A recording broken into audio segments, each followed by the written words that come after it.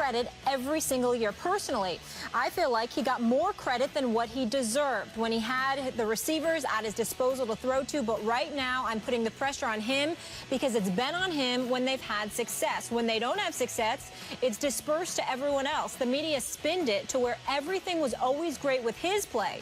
There was always something wrong with the receiving end of the play if there was an issue. So I think it's almost handicapped him to where he's never really had to self-assess. He's never really had to self-reflect. Why? Because everyone has always projected the blame somewhere else. But now the focus is on him. Stephen A., it's your boy, Aaron Rodgers. Is Jennings right? Well, it's my boy, Greg Jennings, too. But I'm ashamed of his words. And I'm ashamed of his words because it's one thing if he's talking about Aaron Rodgers, Max, right now. He's making a very, very good point right now. Aaron Rodgers is to blame for the demise of the Green Bay Packers right now. He looks like a shell of himself. He's being contained in the pocket. Everybody saw what Zimmer did with Minnesota, and they've copied that ever since. So when he went against the Giants and when he went against the Dallas Cowboys, they essentially emulated what Minnesota was doing. They prioritized keeping him contained within the pocket, making him throw under that duress and standing in the pocket, even though he could still be efficient. He's not as efficient as we normally are accustomed to seeing him be. That is fair enough. And I have no problem with that level of criticism projected by Greg Jennings because he is qualified. He played with Aaron Rodgers. He had several thousand-yard seasons playing with Aaron Rodgers. He won a Super Bowl with Aaron Rodgers as his quarterback. And the man knows what he's talking about. Greg Jennings is a very knowledgeable brother. He did some work right here for us with SportsCenter a few weeks ago. I thought he did an outstanding job. But I think that he went a bit too far when he started alluding to history as it pertains to Aaron Rodgers, talking about blame was projected on the receivers. Excuse me? As if that wasn't supposed to be the case. Did you watch Aaron Rodgers throw the football all of these years? I'm sure Greg Jennings did again. Several thousand-yard seasons playing with Aaron Rodgers, a Super Bowl championship with Aaron Rodgers. Now, Greg Jennings is sitting up there talking about this dude. This is an Aaron Rodgers. I'm going to just throw these numbers by y'all. Since 2009, 2008 was Aaron Rodgers' first year starting. He completed 63% of his passes, okay, and had a QBR of 60. 2009, 64.7%. 2010, 65.7%.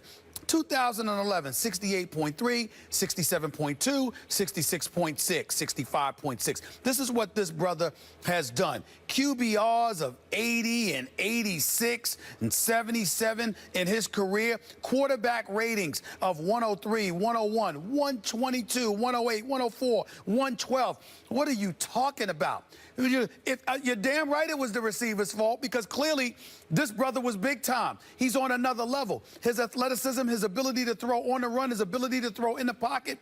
Talk to me problematically about what Aaron Rodgers looks like right now with a hobbled Jordy Nelson, who clearly isn't 100%, with a Randall Cobb who's inexplicably absent on several occasions, the Richard Rodgers of the world, the Eddie Lacy's with the ankle injuries, having to trade for Niall Davis just so you could have a running back, and he's beyond third string in Kansas City, so suddenly he's supposed to come to the rescue in Green Bay. Good luck with that. I hope it happens. But Aaron Rodgers has been having to deal with some stuff, but he's also overthrown passes. He's underthrown passes. He hasn't looked for himself, like himself. I have no problem, Max, with Aaron Rodgers being called out for not being that bad man we know him to be now. But prior to Jordy Nelson getting hurt last year, don't talk to me about anything from Aaron Rodgers' past, especially if you're Greg Jennings, who in all fairness has a beef with the Green Bay Packers organization because he never wanted to leave. He was ticked off. That's why when he was on Minnesota playing for Leslie Frazier, the coach then, even he said, I have to talk to Greg Jennings because we don't do business that way. I understand you got some hard feelings about your former team, but you got to watch what you say because of some of the things that he said back then. I just think it's a little bit of bitterness right now. I can understand it, but it does not need to be aimed in the direction of Aaron Rodgers based on his performance from the past. This year, Max, yes. The past, absolutely not.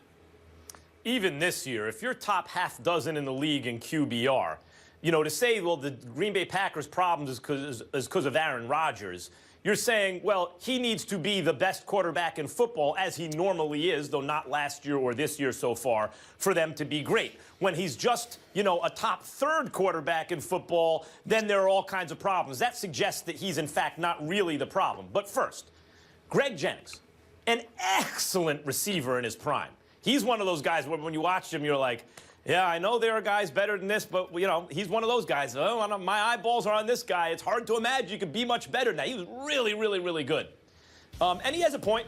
When you turn Aaron Rodgers into a pure pocket passer, just as the Broncos did against Cam Newton, if you were even to do that to Steve Young or any Hall of Fame quarterback, and some of these guys are going to be in the Hall of Fame too, you're turning them into some lesser version of themselves, because part of their greatness is that they are multifaceted. And if you take one of those components of their game away, they are some lesser version of themselves, even if they're good at pocket passing, which I think Aaron Rodgers normally is. This could be natural variance in his performance. It happens to all players in all sports. They're not every single year just as good as they were the year before. They will be the next year, even sometimes when they're in their primes. All that said, I don't think Greg Jennings is a credible source here. I think he has an axe to grind with Aaron Rodgers, and I think if it's not so much that he's not telling, well, it is that he's not telling the truth. It's not so much that he's not lying, it's that I think he's lied to himself, and so now he's selling that to everyone else because he actually has started to believe it. But it is not the truth. Look, Greg Jennings, when he played with Aaron Rodgers, averaged 3 yards more per catch than he did the rest of his career with any non-Aaron Rodgers quarterback. You know what that means? It means Aaron Rodgers is making Greg Jennings a better receiver. 3 yards more per catch playing with that guy than anyone else you played with. He made you better. The question is, did Jennings make Rodgers any better? And the answer is no. There is zero correlation between Aaron Rodgers' QBR and Greg Jennings being on the field with him. None. So Aaron Rodgers has made Greg Jennings, unquestionably made Greg Jennings an excellent receiver better. Although Jennings was never the receiver that Rodgers is the quarterback. But Jennings has not done the same for Rodgers. So those are the facts. Now, Greg Jennings is a guy whose sister was sending Twitter shots out at Aaron Rodgers in the past. You mentioned the reason. He didn't want, you know, there was a problem there, and he wound up on Minnesota. So this is not an honest broker when it comes to Aaron Rodgers. I'm not suggesting Jennings is sitting there twirling his mustache, you know, with the damsel on the train tracks. I'm gonna do something bad here. I'm gonna lie. I'm not suggesting that. I'm saying he has allowed his emotions about the Packers and about Rodgers to affect his thinking, because what he's saying is not right. Well, listen, I don't believe it's right for him to critique the past. I don't think that it's wrong for him to critique this year. And I don't think that his credibility should come into question if he was talking about this year. The reason why this subject was compelling to me is because he had the gall to bring up the past. 2008, 1,292 yards. 2009, 1,113 yards. 2010, 1,265 yards. 2011, 949 yards in 13 games, which means he would have easily had at least another 1,100, 1,200-yard season had he played 3 additional games. That's 4 years of highly productive performances from Greg Jennings in a Green Bay Packers uniform with Aaron Rodgers as his quarterback being a Super Bowl champion. So when he sits up there and says there were things that pointed in our direction as opposed to Aaron Rodgers, it's because we knew what we were watching. We saw an elite quarterback playing at a very elite level who we had us contemplating as to whether or not, as a talent, this may have been the greatest quarterback we had ever seen. And so for me, Greg Jennings using this year to harp on what transpired in the past and to rewrite history is where I have a problem with. But I have no problem with what he's saying about Aaron Rodgers, because I don't care about the QBR and all this other stuff. I know what I'm watching with Aaron Rodgers this year. This year, it's not the same. He's not the same. Well, but if his point is, look, A quarterback gets all the credit when things go good, when it goes well. When it's not going well, he's supposed to get all the blame. And from where I'm sitting, I don't see Rodgers getting enough blame. That is a credible claim. People feel protective of a guy who they've seen been so great for so long. But that's not what he said. But that's the only legitimate point. But which is what I said. But that's not what he said. And he was alluding to the past. And everybody wants to bring up Aaron Rodgers. You was getting ready to bring up last year, Molly. Yeah. I know there's no Jordy. I understand. But let me say this. There's no Jordy Nelson. That's your number one weapon. Mike McCarthy wasn't calling plays. That was another problem. And then Randall Cobb and Richard Rodgers and those boys were not getting open. So and Eddie Lacy, no disrespect, he's fine now. He just has ankle injuries. Last year, it was well documented, he was fat and out of shape. So if you can't run the football because you're bloated and out of shape, it's just the truth. I mean, listen, I like Eddie Lacy. You do have systems. I like Eddie Lacy, but he was bloated. This is what they said. I know what I saw on TV, but I'm not even going there. This is what they said. He was bloated. He was fat. And as a result, he couldn't run. So if that is the truth, then if you are Aaron Rodgers, you can only do but so much as a quarterback. So I'm not even holding last year against him to that level. This year is different. It's all been rectified now. I've seen guys open this year. I've seen Aaron Rodgers miss them. He's underthrown. He's overthrown. He's been in the pocket. He hasn't been accurate, okay? He's tap dancing a little bit too much. I mean, I remember I used to say that about Tom Brady. Aaron Rodgers is doing that now. I don't know what I'm looking at right now. Greg Jennings talking about right now, that would have been totally different. He brought up the past. The past, Aaron Rodgers was a bad man.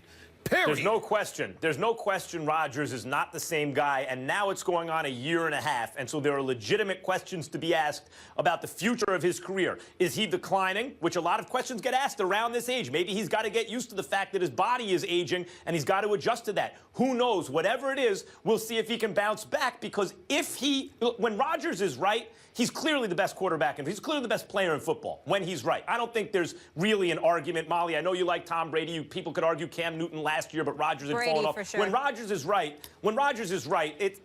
Bill Belichick would trade Brady for the good version of Aaron Rodgers so fast it'd make your head spin.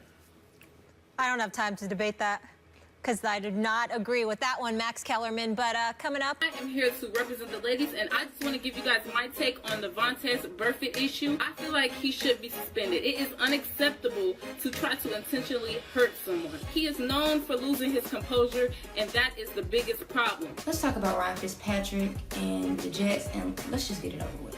He stinks. He's thrown 5 touchdowns for 11 interceptions in 6 games. That should have been it there.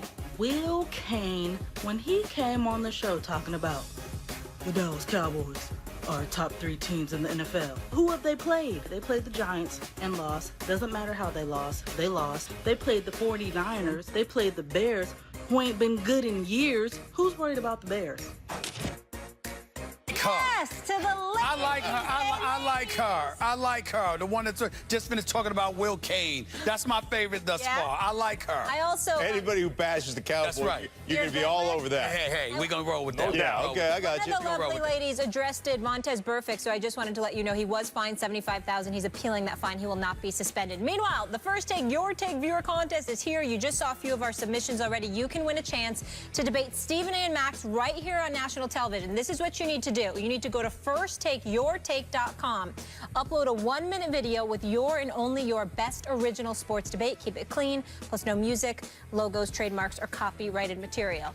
And the winners will be selected by our show staff and then get to come debate you. There we go. Well, you know, they coming to debate Max. They're coming to get beat up by me. There's a difference. There's a difference. But I'll be nice about it. I would. Maybe Chris Baker will win. If this